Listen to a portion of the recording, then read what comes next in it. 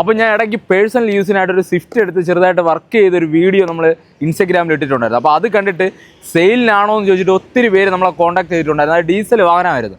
അപ്പോൾ ആ കോൺടാക്ട് ചെയ്തവർക്ക് വേണ്ടിയിട്ട് ഞാൻ ഒന്നല്ല 2 ഡീസൽ വാഹനം കൊണ്ടുവന്നിട്ടുണ്ട്. 2012 മോഡൽ, 2011 മോഡൽ.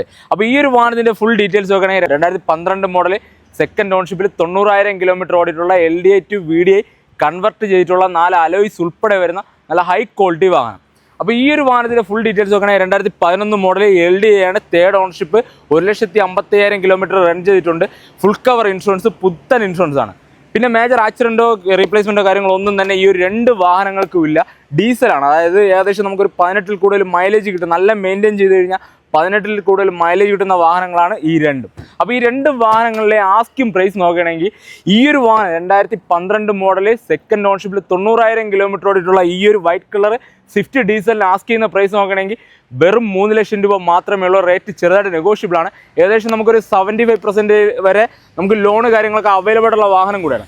അപ്പോൾ ഈ ഒരു വാഹനത്തിൻ്റെ റേറ്റ് നോക്കുകയാണെങ്കിൽ 2011 വാഹനമാണ്, തേർഡ് ഓൺഷിപ്പിൽ 1,50,000 കിലോമീറ്ററോടെ ഈ ഒരു LDI ഡീസൽ വാഹനത്തിന് ആസ്ക് ചെയ്യുന്ന പ്രൈസ് നോക്കുകയാണെങ്കിൽ വെറും 2,60,000 രൂപ മാത്രമേ ഉള്ളൂ. റേറ്റ് ചെറുതായിട്ട് നെഗോഷ്യബിൾ ആണ്. അപ്പോൾ ഈ 2 വാഹനങ്ങളുടെ ലൊക്കേഷൻ തന്നെ ട്രിവാൻഡ്രം, നെയ്യാറ്റിൻകര. അപ്പോൾ ആർക്കെങ്കിലും ഈ കാണുന്ന 2 ഡീസൽ പക്ക ഹൈ ക്വാളിറ്റി നിൽക്കുന്ന ഈ 2 വാഹനങ്ങളിൽ ഏതെങ്കിലും നിങ്ങൾക്ക് സ്വന്തമാക്കാനായിട്ട് ഐഡിയ ഉണ്ടെന്നുണ്ടെങ്കിൽ നമ്മളോടൊന്ന് കോൺടാക്ട് ചെയ്യുക. മറക്കാതെ പേജ് ഫോളോ ചെയ്യുക. കൂടാതെ നമ്മളെ വാട്സപ്പ് ചാനലിൻ്റെ ലിങ്ക് പേരുണ്ട്, കയറി ജോയിൻ ചെയ്യുക. അപ്പോൾ ഓക്കെ.